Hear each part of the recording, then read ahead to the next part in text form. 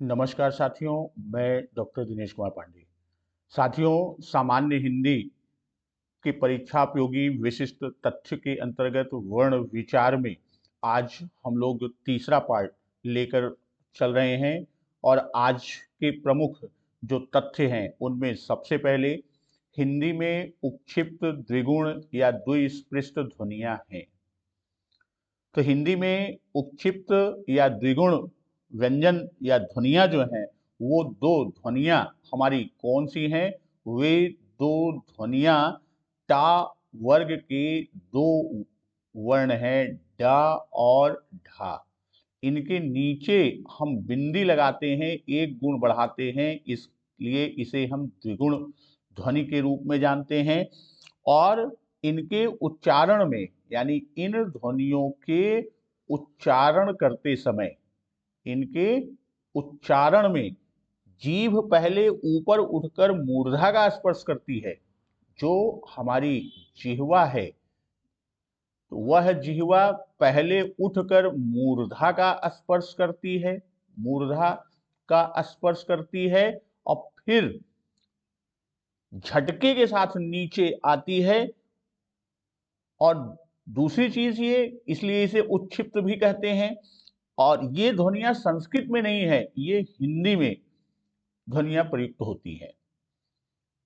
अगला प्रश्न है, अगला तथ्य, हिंदी में पंचमाक्षरों की संख्या। तो पंचमाक्षरों को अनुनासिक वर्ण भी कहते हैं। जो पंचमाक्षर हैं, इन पंचमाक्षरों को अनुनासिक वर्ण भी कहते हैं। और ये पंचमाक्षर या अनुनासिक वर्णों की संख्या 5 होती है।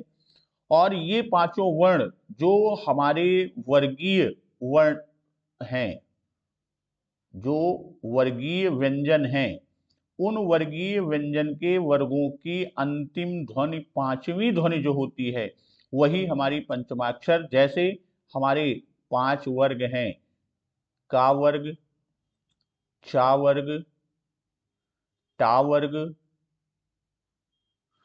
ता वर्ग और पा वर्ग। ये 5 वर्ग हमारे हैं।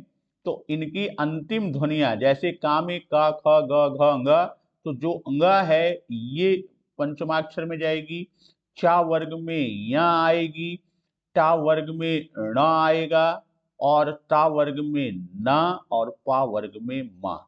तो यही जो 5 ध्वनियां हैं यही पंचमाक्षर कहलाती हैं, या इन्हीं को अनुनासिक वर्ण भी कहते हैं। अब इसी से अगला बिंदु, हिंदी के पंच वर्ग कौन से हैं? जैसा अभी हम लोगों ने पंच वर्ग की बात किया कि का वर्ग, चा वर्ग, टा वर्ग, ता वर्ग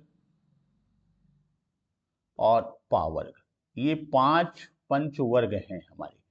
अब इनमें जो ध्वनियां होती हैं, जैसे का में है तो इसमें 5 ध्वनियां क, ख, ग, घ, अंग।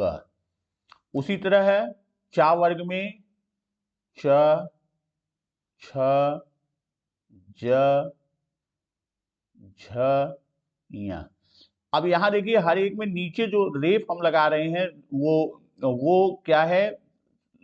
लाइन तिरछी खींच रहे हैं, ये हलंत कहते हैं। क्योंकि मूल व्यंजन जो होता है, जो हमारा मूल व्यंजन होता है, वह मूल व्यंजन क्या होता है?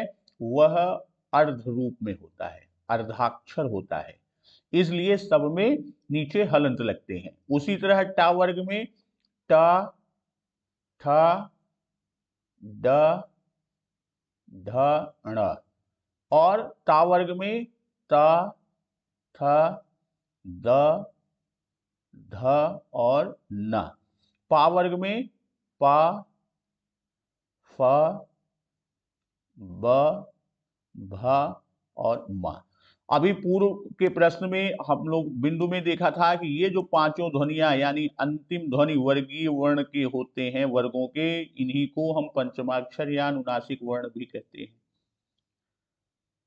अब अगला बिंदु है हिंदी में संयुक्त व्यंजन। तो हिंदी में अगर कोई प्रश्न पूछता है तो हिंदी में संयुक्त व्यंजन तो ये अनगिनत हैं, लेकिन जब हम ये कहते हैं कि हिंदी वर्णमाला में संयुक्त व्यंजन कितने हैं, तो हिंदी वर्णमाला में संयुक्त व्यंजन 4 होते हैं। कौन कौन से? छ, त्र, ज्ञ और श्र। तो ये संयुक्त हैं क्योंकि ये विभिन्न ध्वनियों के योग से बने हैं। जैसे छ है तो ये क और मूर्धन्य सा के योग से बना है। त्रा जो है वो ता और रा के योग से बना है। और ज्ञा जो है वो ज और या के योग से बना है। उसी तरह श्र, श और रा के योग से बना है। तो वर्णमाला में वर्णों संयुक्त व्यंजन की संख्या बात करेंगे तो 4 है, लेकिन हिंदी में संयुक्त की बात करेंगे तो वो तो अनगिनत है। जैसे वक्ता में क और ता का योग वो भी संयुक्त व्यंजन के रूप में आएगा। उसको हम लोग आगे द्वित्व और व्यंजन गुच्छ में पढ़ेंगे कि जितने भी द्वित्व और व्यंजन गुच्छ हैं सब संयुक्त व्यंजन के उदाहरण हैं।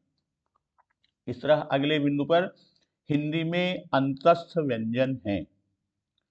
तो हिंदी में अंतस्थ व्यंजनों की जो संख्या है वह वर्णमाला में, अब यहाँ हिंदी में अंतस्थ व्यंजन या ये भी प्रश्न आपका आता है कि वर्णमाला में अंतस्थ व्यंजन, तो उनकी संख्या कितनी है? उनकी संख्या 4 है। वह कौन से हैं? य, र, ल और व। तो इनको अंतस्थ जब इनका हम उच्चारण करते हैं, देखिए य, र, एक तो इनकी वायु मुख में अंतः में रुक के निकलती है, और दूसरी चीज कि इन वर्णों का उच्चारण पारंपरिक वर्णमाला के बीच अर्थात स्वर और व्यंजनों के ठीक बीच स्थित होता है, इसलिए इन्हें हम क्या कहते हैं? इन्हें अंतस्थ व्यंजन कहते हैं। फिर अगला हमारा है कि हिंदी में ऊष्म व्यंजन, ऊष्म व्यंजनों की संख्या भी कितनी है? ऊष्म व्यंजनों की संख्या भी 4 है। श, ख, स, ह, ये 4 हैं। और ऊष्म व्यंजन इन्हें इसलिए कहा जाता है कि इन ध्वनियों का हम आप उच्चारण करें श, तो देखिए ये जो हमारा कॉकल है यानी हमारा स्वर तंत्र है, इन स्वर तंत्र के किन्हीं न किन्हीं अंगों को ये स्पर्श कर, रगड़ कर या संघर्ष कर निकलती हैं, इसलिए इन्हें इसमें ऊष्मा होती है, रगड़ होती है तो उसमें ऊष्मा होती है, इसलिए इन्हें ऊष्म व्यंजन। इसका प्रश्न इस पर भी आता है कि किन वर्णों के उच्चारण में, इस पर भी प्रश्न आता है कि किन वर्णों के उच्चारण में गर्म वायु निकलती है।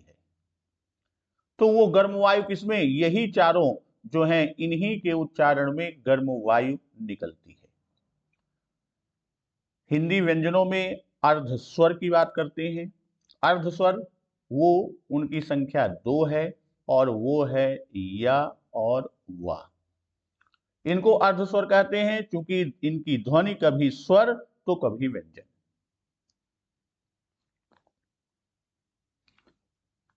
अगला तथ्य कि देवनागरी को लोकनागरी की संज्ञा दी है किसने? तो वो हो आचार्य विनोबा भावे जी ने दिया है। आचार्य विनोबा भावे जी।